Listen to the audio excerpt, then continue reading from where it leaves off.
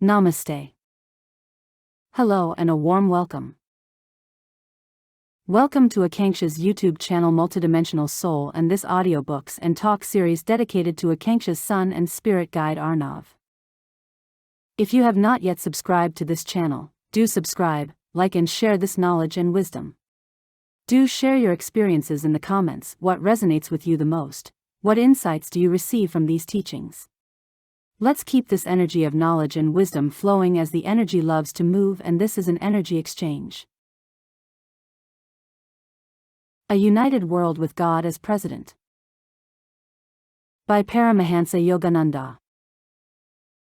I am so very happy that all of you are here today. I wish the dais were large enough so that all who have helped to make India House a reality could be up here with us. It is a day of rejoicing, made possible by my boys, the monks of Self-Realization Fellowship, who have built this place. Here the people of East and West can have a cultural exchange of intellectual and philosophical experiences. Now, Orient-wise, we will meditate. Please sit upright. Exhale your breath twice, remain calm. Do not concentrate on respiration or muscular movement, relax completely. Bid adieu to the world of sensations, sight, hearing, smell, taste, and touch, and go within, where our soul expresses itself. From the factory of the soul emerge all experiences of our inner life. The body means nothing when the soul, the intellect, and the life have flown. So let us concentrate on that from which our being emerges. Know thy soul. Dismiss all sensations of the body, dismiss all restless thoughts. Concentrate on the thought of peace and joy. Behind closed eyes you are beholding a mass of darkness, a sphere of darkness. Expand this ball of darkness until it surrounds this hall. Go on expanding it more and more, until it encompasses the city of Los Angeles, beloved America and all its states. See the whole world in this sphere, floating like a bubble. Now, visualize the expanding ball shimmering with a subdued light and joy. In this luminous joy see the planetary system, the Milky Way, the roaming universes, and the oceans of electrons and protons that surround them, all floating in this great sphere of light and joy. Thou art this boundless ball of light and joy. Affirm within, in me the worlds are bubbles. Let us all say together, in me the worlds are bubbles. Meditate on the thought that in this ball of light and joy are all churches, temples, mosques, all nations of the earth, all worlds of God. In that universal consciousness we want God to guide us to establish here on earth a United States of the world, through brotherhood and peace, so that here and in the hereafter we shall realize we are one with God, made in His image. We are no longer the little human beings we see through our physical eyes, our inner eye of intuition is open. Heavenly Father, in this meditation we find Thine omnipresence. Though Thou hast limited us in this cage of the body, still with closed eyes we behold, through the eye of intuition, infinitude above, infinitude below, infinitude on the left and the right, everywhere. Therein we know that we are made in Thine image, even as Jesus Christ and the great masters realized this. Expand your love to all nations. The great ones are the models. Though their bodies were finite, they realized within that they were a part of the infinite ocean, that all individualized forms are the waves of the cosmic sea. In this world we circumscribe ourselves within a little family. When we love our neighbors, we become bigger. When we love our country, we become bigger still. When we love all nations, we become even bigger. And when we are one with God in the hereafter, or by deep meditation while we are still here in the body, we realize truly that the ocean is the wave, and the wave is the ocean. I love India, because it was there I learned to love God and all beautiful things. But that love I do not keep for one nation alone, for this whole world is my India now. I love America as I love India, for she has been my second home. India and America represent the best of the East and the West. I believe a cultural exchange between the people of India and America will bring about a solution to the unsolved problems of the world. All mankind will become true citizens of the globe, with the United States of the world established in every heart, and God as president. This statement may be utopian, but what have most politicians done? They have brought wars, and more wars. I have no boundaries. I know God is our Father and we are all His children.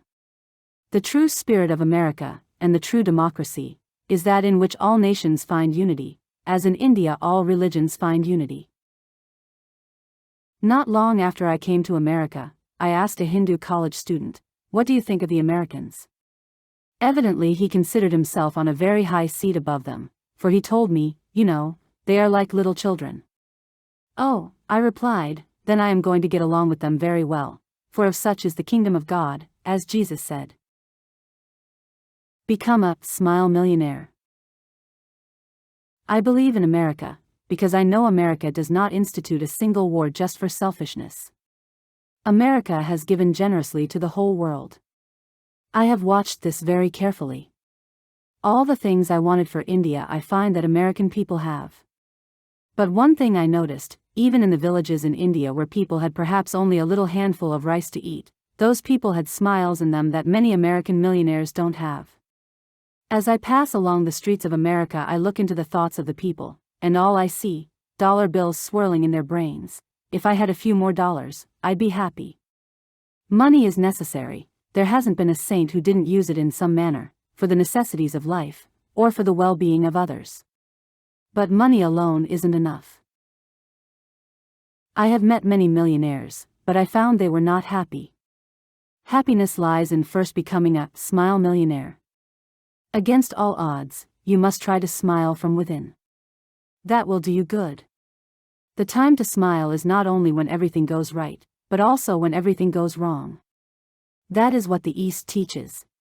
And if you can't smile, stand before a mirror and pull on your cheeks so that the corners of the mouth will turn up. When I hear, "Oh, he was a millionaire and a very successful man, but he died of heart failure," I want to be an Easterner and sit on the banks of the Ganges and meditate. But when I see the poverty of India, then I want to be an American and get busy with science and machines to alleviate human suffering. Being made in the image of God, we have the power to use our individuality and our will to do great things. This is a wonderful ability God has given us. Every time you look at your body of flesh and bones, you see yourself as small and limited.